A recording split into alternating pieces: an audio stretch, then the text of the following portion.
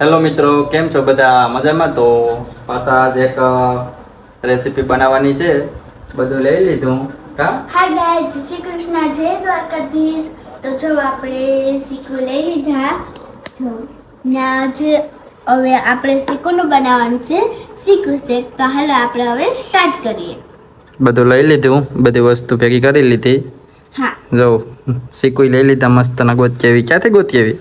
હું છે ને આપણી વાડીમાંથી. વાડીમાંથી વાડીમાંથી ગોતકેવી શીખું. શીખું શેક બનાવવાનો છે, બધી વસ્તુ લઈ લીધી.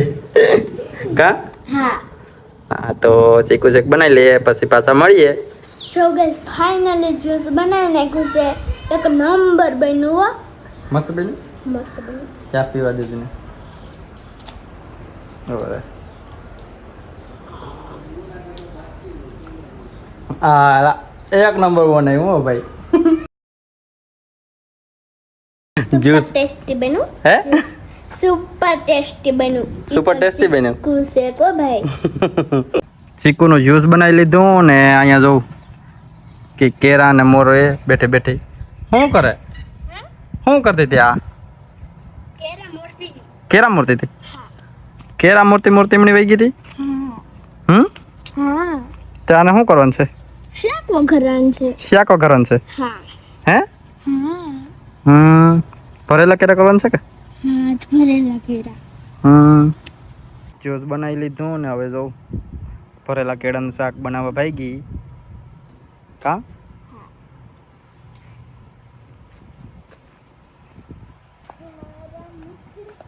ને જો થોડીક વાર થયું ને કે શાક એનું પાકી જ ગયું છે. પાકી ગયું કે?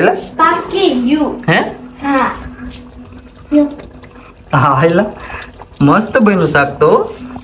કેમ બન્યું બાકી? દેખાય તો મસ્ત પણ તીખું હોય એવું લાગે. તમને ખબર તો છે જ નજરમાં. કે આપણે તીખું તો જોઈએ જ. હા. જોઈ લો કેળાનું શાક બનાવી નાખ્યું. એકલી વારમાં બનાવી નાખ્યું.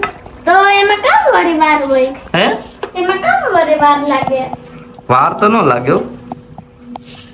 જો ગાઈઝ શાક બનાવી નાખ્યું તરત. આ આપણે રેસીપી બનાવી તો રેસીપીનો વિડીયો બનાવી નાખ્યો તો હાલે જ નહીં દીકરા? કાઢીને કેળાનું શાક બનાવી નાખ્યું.